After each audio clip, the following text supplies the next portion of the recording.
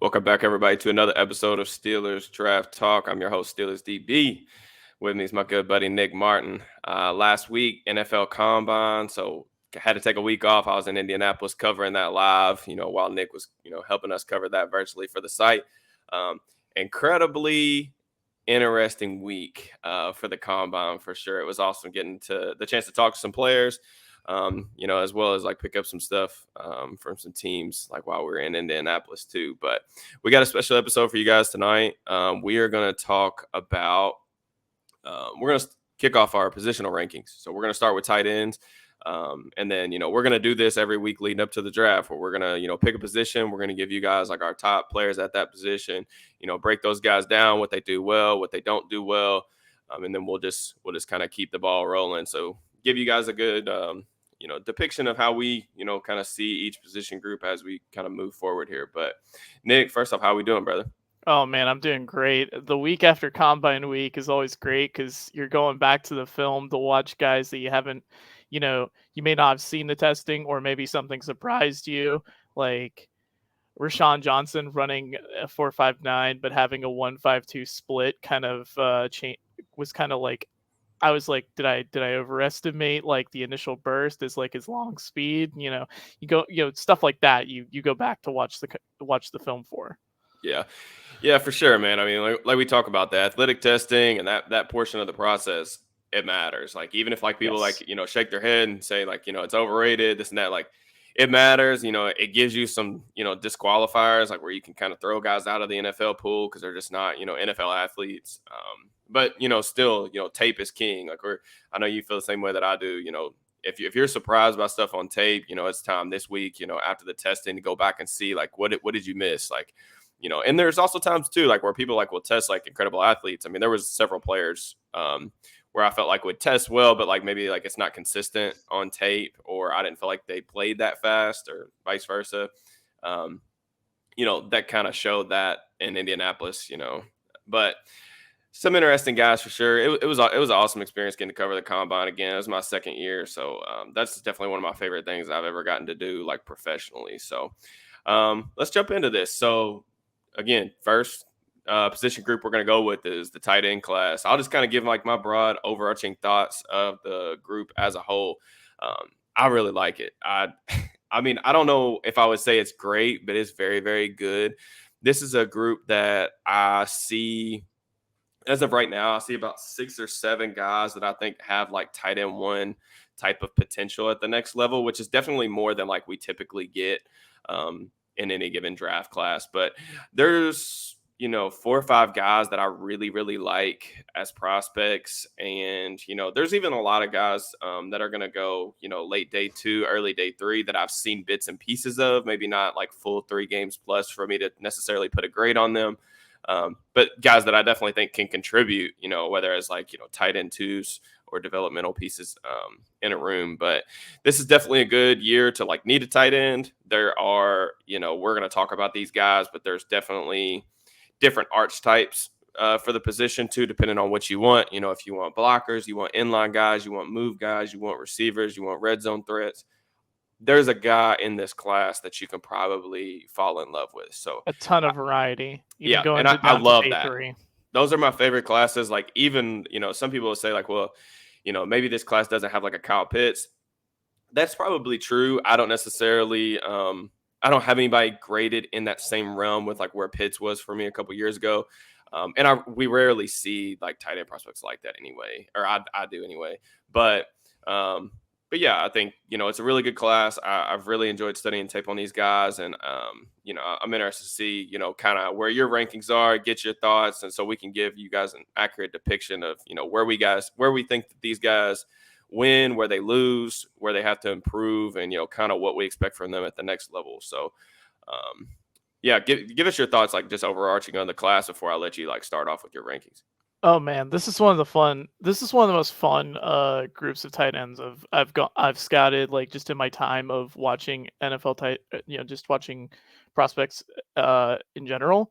The thing about this tight end group, you talked about it, the variety is so impressive, but there's so many athletes even going down to like the day 3 area, something that many people don't understand is a lot of these tight ends underperform in college because these quarterbacks and these schemes do not prioritize, focusing the tight end as like the primary receiver. So you'll have guys who are really impressive athletes and can catch the ball well, but they just don't do it because their quarterbacks can't see over the middle of the field, or the tight end's just one of the late progressions in the play. Like it's very constant, and that's one of going to this tight end group. Like it's just insane how many tight ends I can say could be future starters or could be just absolutely monsters in like 12 personnel sets.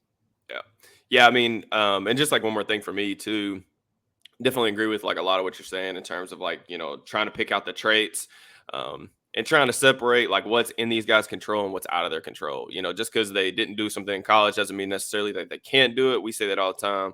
Kate But, Otten last year was a huge example. right. Trying to pick that stuff out, that's like your job as an evaluator, as an analyst, to try to figure those things out. And I just think tight end, I would say like the tight end class in general, I don't know how you feel necessarily about this before we get into the rankings, but I think the tight end class in general is probably the second best position group, or the one that I'm most excited about behind the cornerback class. Just as like a spoiler, like I absolutely love this cornerback class.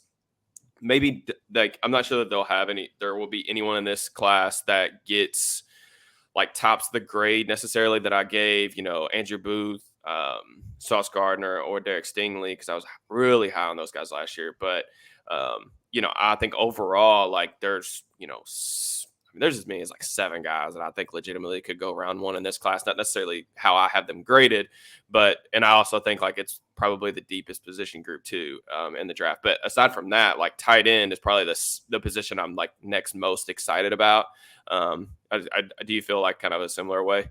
Yeah, no, I completely agree. The fun part about this is with the tight ends and the corners. Some people talk about the edge group, as we saw, like they tested extremely strong, but I really like this quarterback class overall. Like I think it's a really strong group, especially in the third, like the tier 3 range. There's a lot of guys. There's some guys that you could develop down the line, and then there's some guys who can be really good spot starters. Like it's good at the top, it's good in between, and I think that's one of those It's rare, groups. rare for Yes. quarterbacks. I'll say that. Like, Yes. I haven't, even dove like super deep. Like I've watched all the top guys, like four or 5 guys, like 3 games. But you guys have heard, if you're, sub to the channel, like you guys heard like my quarterback analysis a lot last year, just because the Steelers were going through that process. But for me, like it's like if I'm like really ranking quarterbacks like the way that I want to, like I have to basically watch every game, just because there's just so much that goes into scouting quarterbacks, and that's honestly like I'm relieved that I don't have to do that this time. So it was fun last year. I did not like last year's class at all, but I'm glad that I don't have to do that. But I'll still like want to dive into 3-4 of these games of some of the prospects that I've heard you say good things about on Twitter or whatever. So interested to hear you say that. All right, so let's kick this off. We're going to start from 5 and then go down the list for you guys and just talk about, strengths, weaknesses, stuff like that. So give me your number 5 tight end. So I'm going to give you my honorable mention first, because Okay. I feel like he's a little too hard to not leave out, is Luke Schoonmaker from Michigan. Had really good Shrine Week. Most productive season this year, in his last season of college at Michigan. He's a guy who has underrated nuance in terms of being able to manipulate zone leverage and just, finding soft spots within zone. But he's he's a way better athlete than he got credit for. Mm-hmm. And he tested really well at the combine. Like he ran I think 4.65, I believe. And that's extremely good for his size, around 6'5", 250. Schoonmaker has one of those arguments to be one of the best blockers considered in this tight end class. And I think the fact you can get an athlete like that while also having a great blocker, he might not be even in top 5 rankings, is actually insane. So, I wanted to mention Schoonmaker first, but number 5 for me is Sam Laporta from Iowa, and he has a chance to go up more as I get a little more film on him. I've watched good amount of him. I've watched enough of him to know that he moves exactly like a receiver. And when I watched him live, I actually mistook him for a receiver because they had him out wide so often. And like, you see him making like these stutter steps off the line, like he's giving a foot fire against press coverage. Like he moves so well, and it really showed up in his 3-cone and his short shuttle. I think it was like a 6'9" 3-cone drill, which is bonkers for a tight end. Maybe not for his size, it might be a little, but it's still pretty solid overall. And like Laporta, I think if you're talking about upside as a receiving weapon, that's the type of guy that like teams are going to want to get their hands on. Like you've seen it constantly from Iowa, guys like George Kittle who had upside as receivers but weren't as utilized. Guys like Dallas Clark who were very, end up being very productive pros. There's something with the school of Iowa. They just find these Grinds tight them out. ends. Yeah, it's insane. Like I really enjoy watching Iowa tight ends. And while Laporta's not the blocker, that Hawkinson was or George Kittle was, there's plenty of good traits to go around with him, and I think he can be serviceable enough as a blocker that you can feel good about him as a receiver enough to keep him in line a good amount of the time. Yeah, so definitely have a lot of the similar thoughts on Laporta. I'll get to him kind of when I get to him, but he is inside my top 5. My number 5 tight end is actually Tucker Kraft from South Dakota State. So this is a guy. It was a little bit difficult for me to find like all 22 film on him, but I went through 6-7 games that I could find, just like broadcast or targets. I try to get that aspect of it too, but kind of run through some notes on Kraft. But he another guy like this tight end class. You'll see the theme here, but really good athlete. I think he came in at the combine almost 6'5", 254 pounds, tested like an elite athlete. He had a 9.58 relative athletic score. You guys will probably hear us reference that a lot. It's a really good tool from Kent Lee Platt on Twitter. And Mock Draftable, the spider webs. Both really good tools for like, trying to find comparisons. They're just like testing guys against each other. But, extremely good athlete. I'll just kind of run down my notes on him. Kraft obviously playing with South Dakota State. He played with Chris Oladokin and Pierre Strong last year, and was unfortunately hurt a little bit this year, so he missed some time. And even though the competition's obviously weaker, he stood out in a big way. When I'm looking at like small school guys like that, you have to absolutely look like a dude. Because the competition around you is just not that great. And like, I really felt like Kraft like stuck out on tape. I didn't need to know what number he wore before I started watching his tape to really like figure out that he was the NFL prospect on that offense. And that's good. The offense that he played in tried to get him the ball in a lot of different ways. So, you'll see him, get play action bootlegs to the flat where they can utilize him as a ball carrier. You'll see him stretch the field. You'll see him like work in the slot. He could work inline, using a variety of different ways. And he was very clearly, their number one option. And that's something that I really care about, just in terms of like trying to project what this person's capable of doing at the next level. He's a really fun player to watch. Like after the catch, like he can make guys miss. He can run through arm tackles. Definitely not a guy that typically goes down on first contact, will fall forward to create yards after contact as well. I think the way that I best like him is like up the seam, man. Like, dude, Yes. he has so many good highlights, just like running up the seam. And I think he's awesome. The body control, he's really comfortable working the middle of the field. One of the things I like too, like he adjusts to poorly throwing footballs with good body control. So like going to the ground, like throws that are behind him, like he just seems natural in that regard. Whereas like, tight ends, that's not typically always the case, even like good ones. And I think he has strong hands as a run blocker. He can be an asset when working like off the ball. So there's some two-way kind of upside with Kraft, even if I think he's he's got some ways to go as a run blocker. Some of the things that I didn't really necessarily like, I thought that he played a little high sometimes as a run blocker and like caught defenders. Gave up his chest, like let guys get into him. That's not a huge deal at his level because like he's bigger, faster, stronger than everybody, but it will be at the next level, like where, you're facing bigger, better athletes. So obviously competition, that's going to be a noted thing for like throughout the process. Like people are going to have to get comfortable with that. I thought his temperament as a blocker was a little hot and cold. Some reps, like he really freaking brought it, was trying to bury people. And then other reps, I just feel like he was kind of just out there kind of going through the motions. Some drops, body catching. his catching techniques all over the place. That's something I knew that I'm sure that you saw too, but Yeah. because I know you focus on that even more than I do. But drops, like clapping at the football, just not like guiding stuff in, like not using the thumb and just clapping at it, letting balls hit the dirt. So that was something I want to see him work on. But overall, like just as a full disclosure, like all 5 of these guys that I'm going to talk about in depth, like all of them are top 50 players on my draft board at the moment that I'm still like obviously crafting, got a lot of guys to get to, but I really think that all 5 of these guys I'm going to talk about like either will or should go off the board like by the end of the second round. So but yeah, Yeah. I like Tucker Kraft a lot. I think he's going to have a lot of fans throughout the league for sure. So all right, number 4. Who's your number 4 tight end? My number 4 tight end is Darnell Washington, which might seem like a bit of a hot take. So I was a little shocked about his testing, particularly with the 20-yard shuttle where he had put up a 4.08, which is actually the most absurd thing I've ever seen from any sort of testing. He also had that like ridiculous one-handed catches in like, the fade. That was really awesome. But the big thing with me with Darnell Washington, if you have your primary tight end already, I think if you really want to just absolutely own teams up front and and you play a ton of 12 personnel, like maybe like the Ravens or the Chiefs, a team like that would get the most out of Darnell Washington because Darnell Washington is basically an extra offensive lineman as a blocker.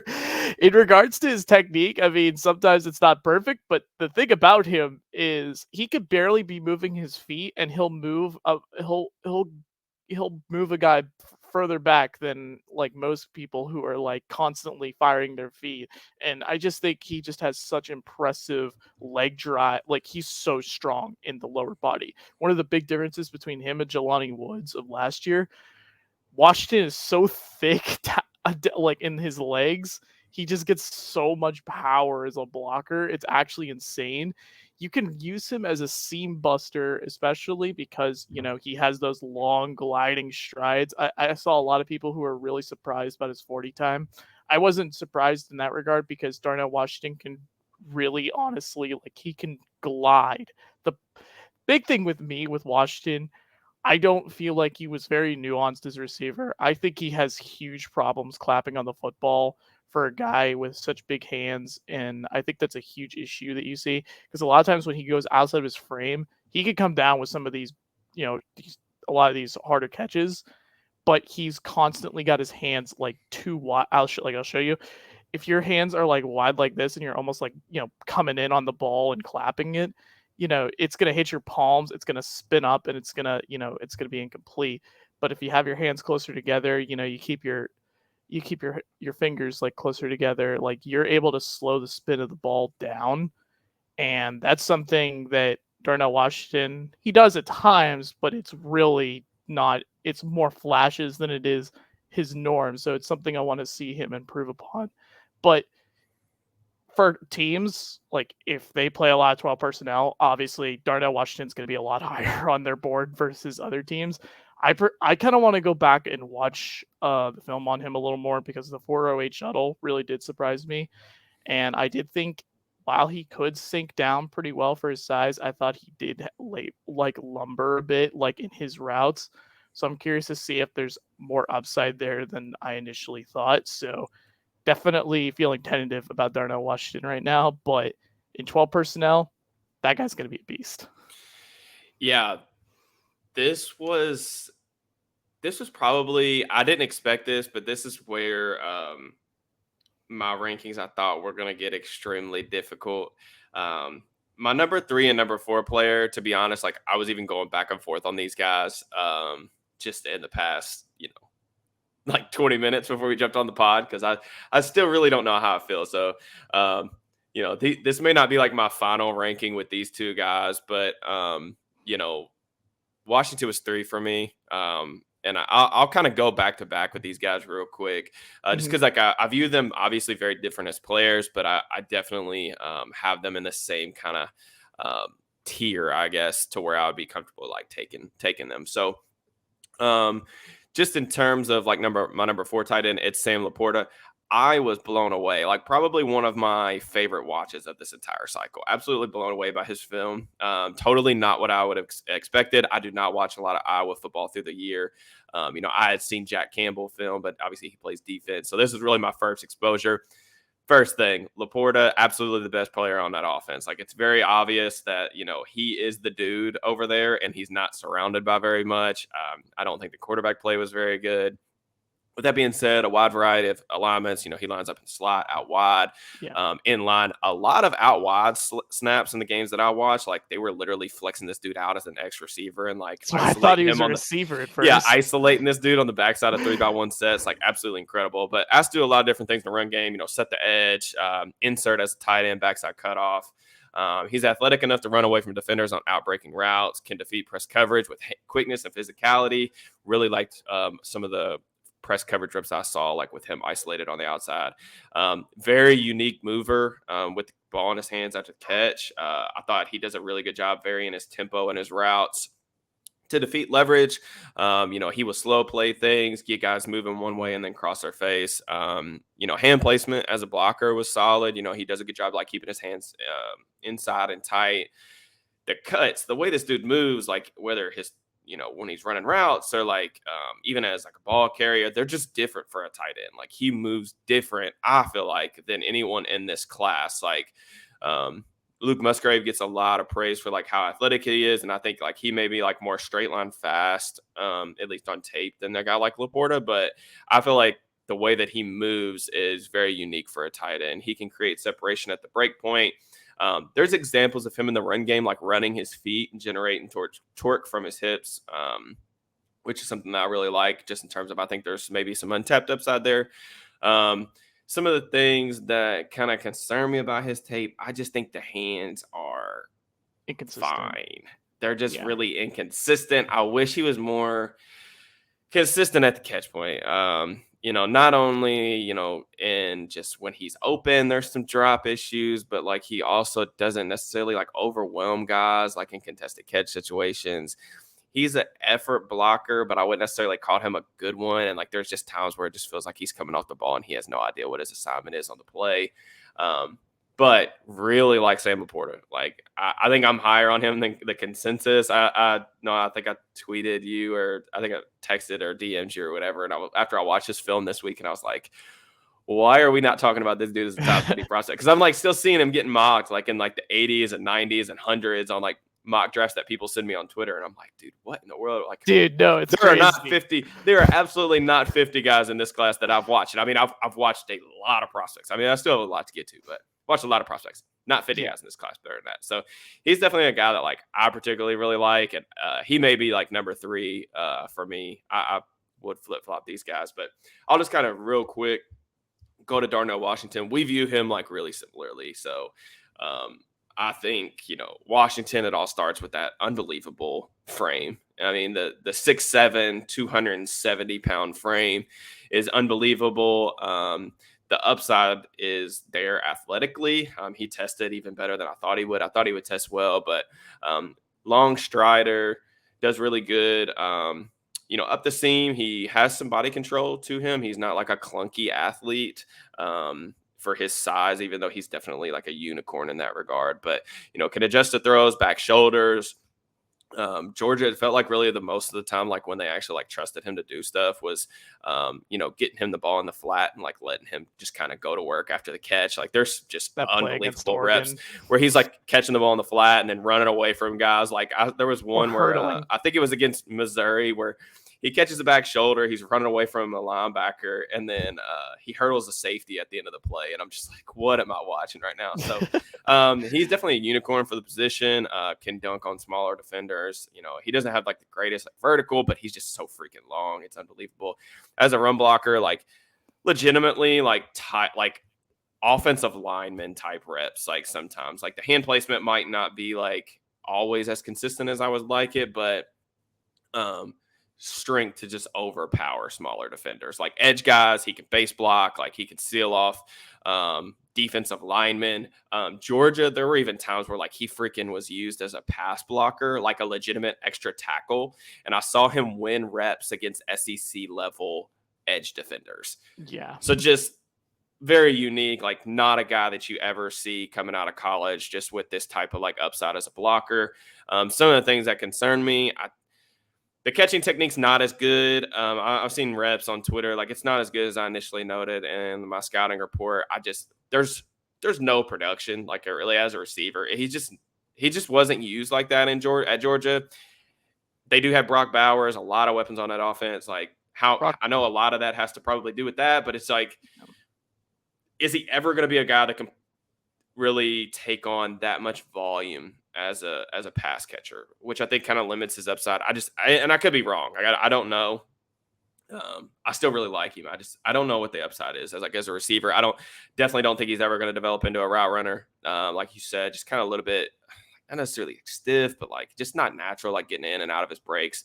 But Washington, man, I mean, he's going to come in and be like a tight end 2 type of player who's going to be a strong asset in the run game or as a blocker, with the eventual hope that you could develop him into like a true number 1 tight end, like receiving option. And even if he doesn't get there, the floor is so incredibly high. So, yeah,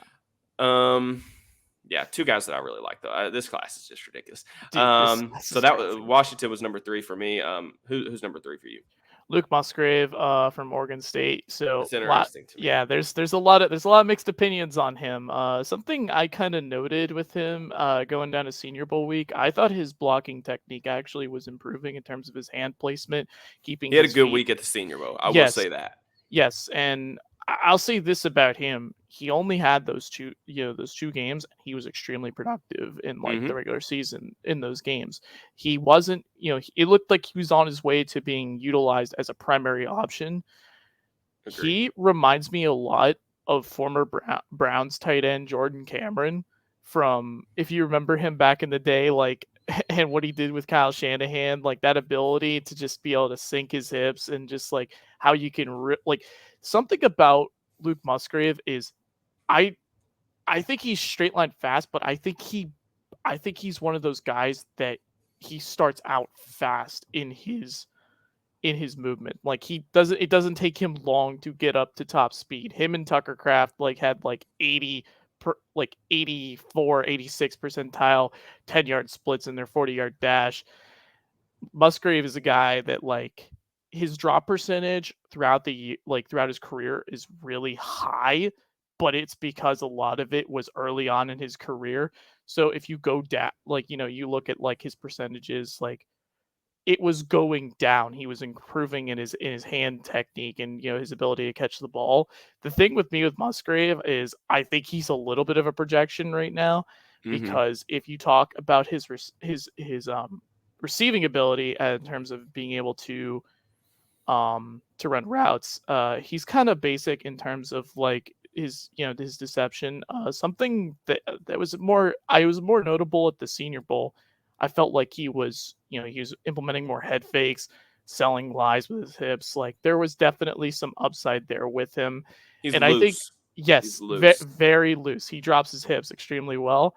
And I think with his potential blocking upside, I think the aspect of Musgrave's game that could cause him to fall a little bit for me is I don't think he's very good after the catch. I think he has some very bad contact balance in terms of being able to make guys miss and go through contact.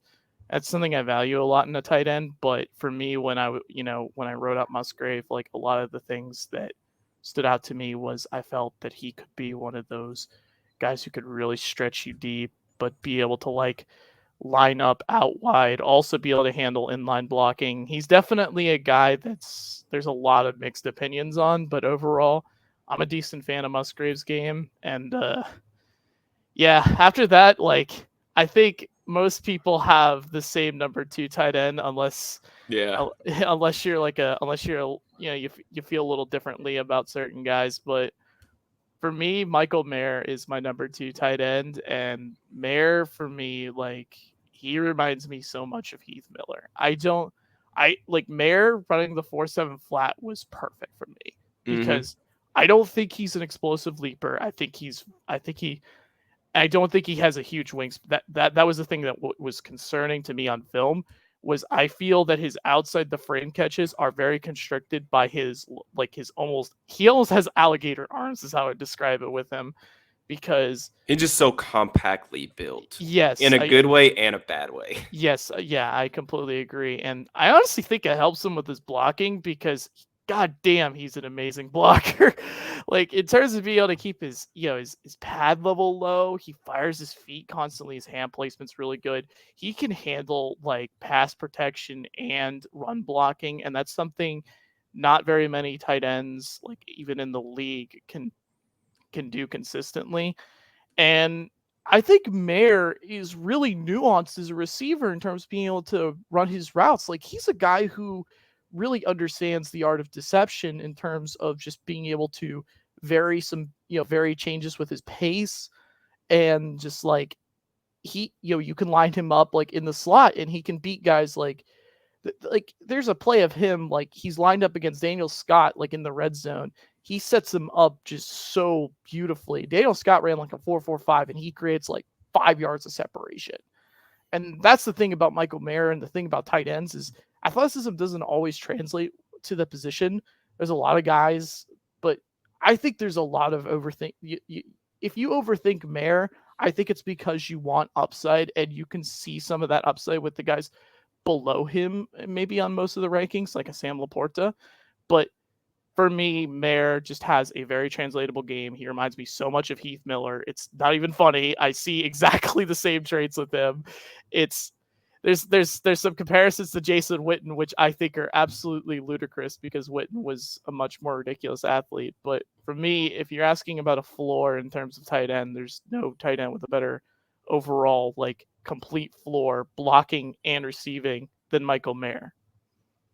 Yeah, I agree with like a lot of what you said. We like definitely view him similarly, and like some of the stuff that you're mentioning, just like as far as like how he's being viewed a little bit in recent weeks, it feels like leading up to the draft. Mhm. I feel like we do this every cycle too. And like I said, I have some concerns, and like full disclosure, like I'm not as high on Mayer, even though he's my number 2 tight end in a really good class. Yeah. I'm not as high on Mayer as I thought I would have been 2 years ago.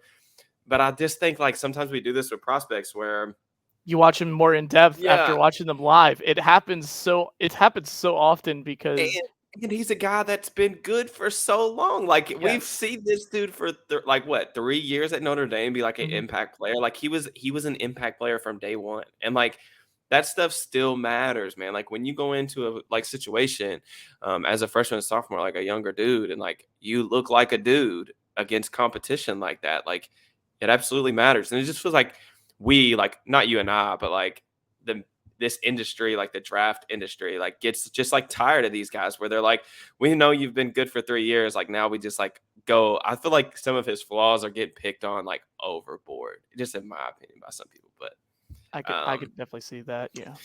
yeah, but anyway, Michael Mayer, my number 2 tight end. This is actually a surprise to me. I had to go back and watch the film on both of these guys towards the very end. So it was definitely difficult decision wise for me.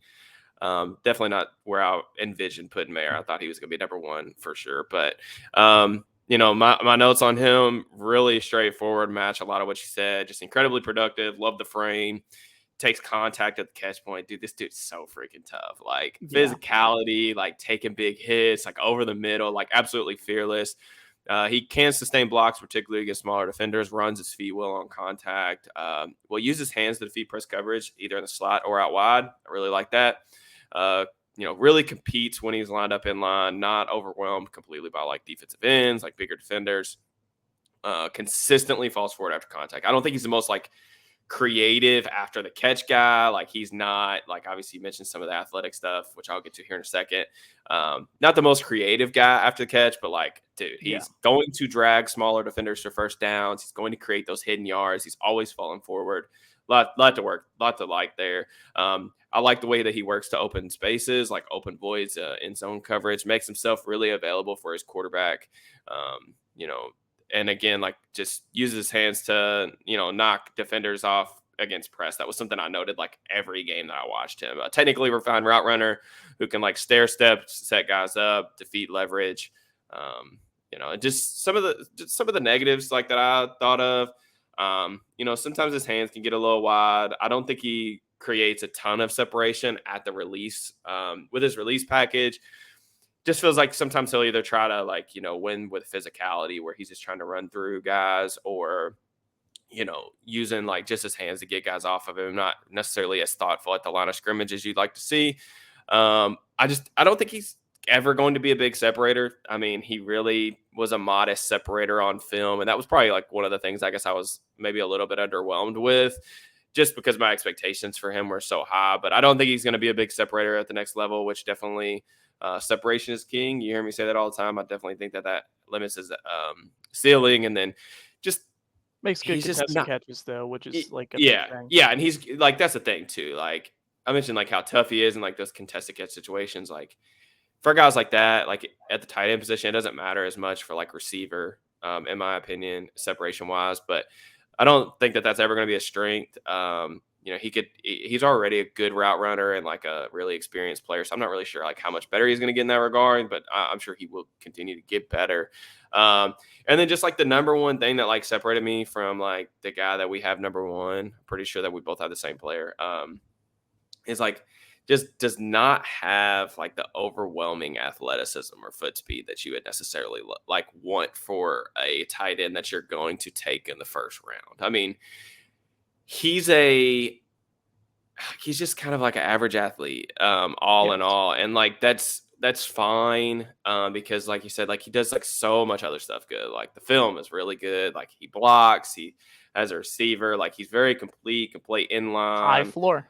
high floor player. But like, I don't like you look around at like the absolute best tight ends in the game. And I don't know that he's ever going to be like absolutely elite, because I don't know that he's the same athlete as a lot of those guys. But again, really good player. Absolutely somebody that I would like take like, inside the top 50 for sure. I mean, I don't know. Like some people are just getting wild with how far they're dropping him down the boards. But yeah.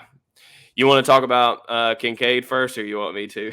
Oh, I think I need to. I think I need to do this one. Okay, I'll let you rock out here. For me, Kincaid is one of the better tight ends I have watched in terms of just being a receiver. Like there's so much nuance to his game that I probably am going to fail horribly at explaining this, but let me like to get it started like with me, Kincaid is that type of athlete who is so fast through his route, like just from when he starts and he stops. But he is so good at being able to vary his pace, but he's so twitched in how he does it. So he can the moment like he sinks his hips and then he just kind of like flies out of his cut. That's the type of stuff where he creates like this huge separation. And then I don't think I've ever seen better hands on a tight end that I've scouted personally, because Kincaid has perfect hands technique. He knows exactly how to track the ball, when to go up high, when to let it come into his frame and make yards after the catch. There are some plays that Kincaid like makes. He'll have like a one-handed catch like behind his like way behind him, and I'm just like, how the heck are you doing this? Like, why is this norm? Like he dropped one, and I was like, oh, why did he catch this? And I'm like there's just plays like that, and I think that's like one of the huge things about Kincaid. You talk about the receiving ability. It's I don't want to say it's rare, but it's It's so rare. polished and nuanced that it's hard to find many better receiving tight ends, especially when you combine his ability as a yak threat. The yak threat is insane. He has so much contact balance. The way he can just like the way he can string cuts together as a tight end is crazy. Like he looks like Kelsey almost in the open field, the way he can make those cuts. And I don't like saying that lightly because Kincaid's like shorter, a little, he's shorter in stature, but it's how loose like they are in the hips and just being able to just set up. It's so nuanced in the way he can make those plays. And you see Kincaid when he's spread out wide. I saw him beat Christian Gonzalez across his face with with like a he had a foot fire release and then he ends up like swimming over him. And I'm just there's like those plays with Kincaid that are just absolutely exceptional. For me, Kincaid is one of the better tight ends I've ever scouted, and that's, saying something. Pitts is still the top grade because I don't think I've ever seen a tight end that's 6'6" that can run 4.4 flat, but that's a topic for a different day. And then there's a guy, Georgia, we mentioned him, Brock Powers, who's basically a receiver over there, but he can block like a tight end. He blocks like a offensive lineman at times. Kincaid, like, he's not as, I think there's a lot of people who say he's a liability, he's a blocker. I think when you ask him to pull and get out in space, he'll move guys. Like, he does a good job. Like, I think his hand placement is overall fine. I think the biggest thing for me is he drops his head too often, so he doesn't see what he's hitting.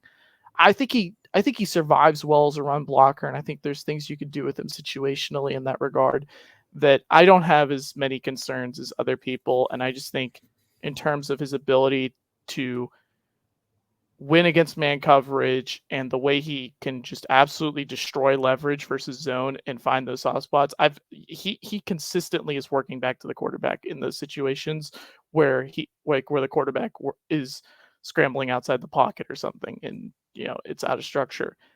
Kincaid is that guy for me. He's the best tight end in this class, and it's not close. Yeah, like I said, this is a guy that I've liked for a long time. I mean, how many times did we talk about him through the season after we started this pod? Just special performances from him. Think back to that USC game where he had like 300 and something yards and just like absolutely, absolutely just destroyed them in that primetime matchup. But the film it's pretty dang good. I can't even lie. It's really, really good.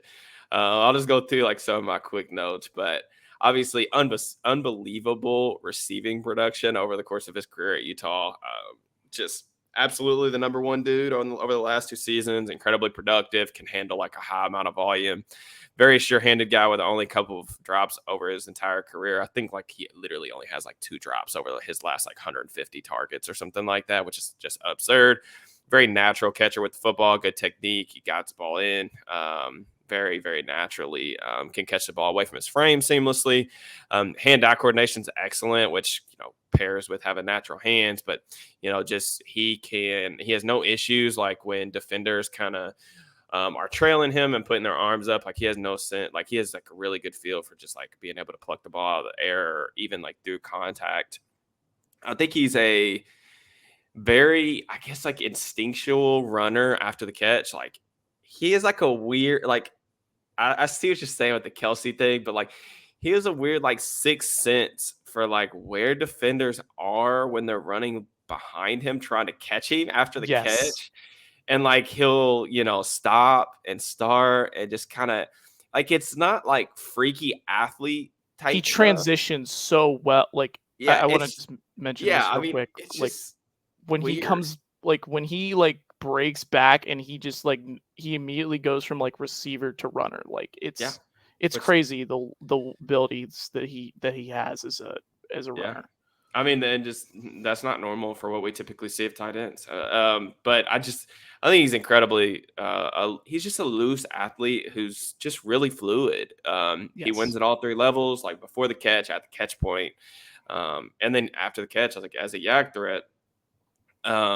The film is it's really good. Just with Kincaid as a blocker, if you get him out in space, he is solid. I do think that he approaches blocks in space under control, and that's something that I like about him. Like he rarely looks like just completely out of sorts, or like he's just heading into like full head of steam, like no idea on how to like break down or anything like that. Like he does that really well. In terms of like the negatives, I don't really have a ton, just because like he's just one of the few players. Like he's one of the players in this class. I absolutely know. Like I feel like 100% sure of like what he's going to be at the next level. And I know that's like cocky to say that about your own evaluation, but like I know that he's going to be a good receiver. He's going to be like a good number 2 option in an offense, like as a receiver. Number 2, number 3 option. That's what he's going to be. I don't think that he is a good athlete. He's not a elite athlete. he doesn't have like a special type of year like you mentioned with like Luke Musgrave, like straight line speed. Like I think he's a good athlete. Like he can run away from defenders, but he's not like a elite athlete even for the position. Um, I don't think his work as an inline blocker is great. Like that is not why you're drafting this dude. You're drafting this dude to like be able to put him in the slot, and he can still win against like slot corners and safeties. I think he competes. I enjoy that. Like watching him as a blocker, he doesn't just completely lay down, and I like his temperament there. I just don't really necessarily think that it's ever going to be there. He's a good route runner, but I think that he could do a better job of setting up his route sometimes. Maybe incorporate a little bit like more pacer reception in his routes, but overall don't really have a ton. I feel like smaller guys he's able to run away from. Bigger guys like he can play through contact. Maybe he could get a little bit stronger, but overall really like Dalton Kincaid. He's going to be a good player. I know that not to say your thunder, but like I know that you said that you feel like he's like the best pass catcher overall, even including the receivers in this class, which when you said that on Twitter, I was like thinking to myself, like, man, that's a lofty thing. But then when I was going through my rankings this week, like just like watching, I'd already seen Kincaid, obviously a lot live. But when I was going through, like I watched like one more game and I'm like, yeah, I absolutely agree with that. Like for one, like me and you have both pretty much, I think, hammered this home. Like this receiver class is not that good. It's just not. Like I think people started to kind of catch on to that after the combine because they didn't, as a group, they didn't test very well. But we've been saying like the receiver classes are very underwhelming in terms of like when you compare it to recent classes, and that sometimes happens. That doesn't mean necessarily there won't be good players out of that group, but I definitely see what you're saying, and I completely agree. Like if you're just talking about a guy like receiving production, receiving ability, like how like their traits are going to translate to the next level, Kincaid to me has the easiest projection on what I feel comfortable that he's going to be for an NFL team. Yeah, like you mentioned that he could be like, the number 2 outlet in most offenses. 100%. For me, like I think Kincaid is that guy who should be like featured as like the 1 or the 2, cuz like when I watch Kincaid, like I like Jordan Addison. I like Jackson Smith and Jigba. Those are good players. They can play really well. Yep. But for me, Kincaid like looks like the feature. Like he looks like the guy who can be the alpha in terms of beating coverage consistently, whether it be zone or man. And I value that a lot, especially with his ability to re-stem his routes versus zone. It's actually just insane, like how good this dude is in understanding leverage. Yeah. I think that about does it for us. I did want to give just the next guy on my list would have been Luke Musgrave. I did want to like give just some like just brief thoughts on him real quick before we jump out of here, and then we'll kind of wrap this up, go through our list just for everybody kind of who stuck around. But Musgrave, real quick, long strider, great speed, enormous wingspan to pluck the ball out of the air, tracks the ball extremely well over his shoulder. He had a really clutch catch. I think it was against Fresno this year, late in the game. Like he was running like a deep sail route, and they threw in the ball. There was like 15 seconds left in the game. Yeah, He came down with like a great catch over his shoulder, like in a clutch moment to set them up for a field goal. No fear in the middle of the field. Like he adjusts the ball really well. Really good body control. Thinks that I think he'll hold on to the ball through traffic fairly well. He'll take contact after the catch, complete the catch to the ground. Really bursty through his route breaks. I mean, like, I don't think that he's necessarily a great route runner. I would agree with you in that regard. But like once he gets out of his break, it's like it's all gas, and like there's noticeable juice there. At the line of scrimmage, I feel like he uses hands to defeat press coverage. He's a really good effort blocker with good hand placement. I don't know what to do with him. I just think that he's definitely a guy. I have no problem. Like he's even a guy that I think is going to be like top 50-ish for me. But I don't have a problem with like the projection itself because of the athletic traits, and I get what you're wanting out of him.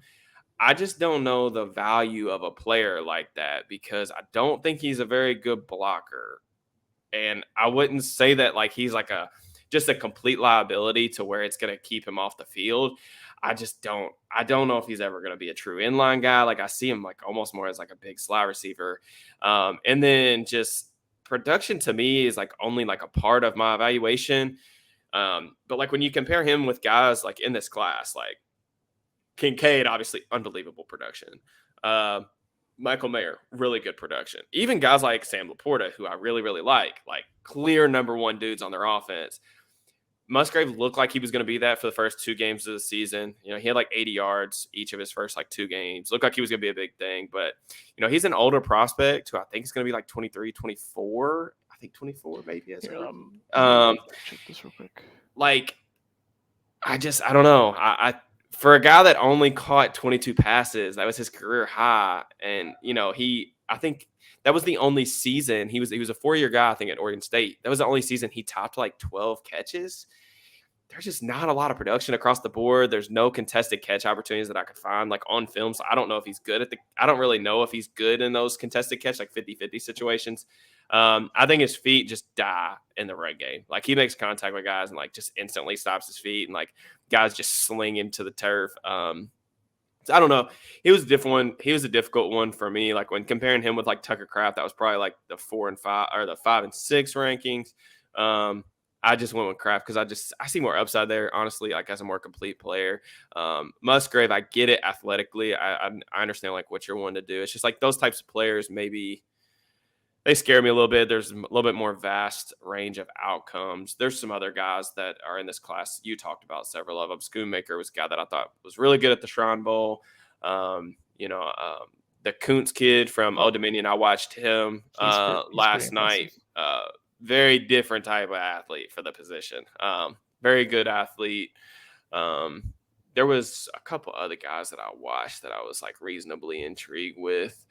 But yeah, I mean, really good class overall. I definitely think that this is going to be a group that's going to produce, maybe as many as like 5-6 starters. I mean, obviously that's optimistic because the draft, like, I try to like warn people too, like as much as I love the draft and like I know you feel the same way, but like not all prospects pan out. Like even prospects that you like you're gonna miss, and like even a 50% success rate for the first round. I mean, that's pretty good normally for NFL teams. Like a lot of first rounders, even like day 1, day 2 guys don't pan out. But I really am pretty comfortable with my projections for this position group. It's a very straightforward class, but I definitely think it has a lot of value for teams, especially like looking for, to add depth to that position. So.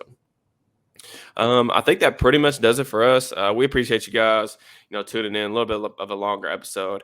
We're going to start hammering these position rankings like heading into the draft weekend. Really excited about that. I hope that you guys can I'm sure y'all can, but hope that y'all can see, the excitement, the enthusiasm from us.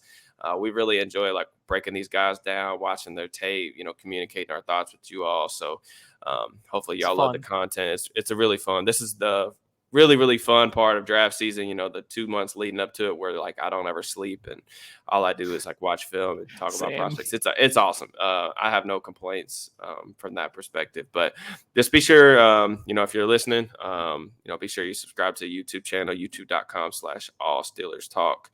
And then we will see you guys next week. Y'all have a good week.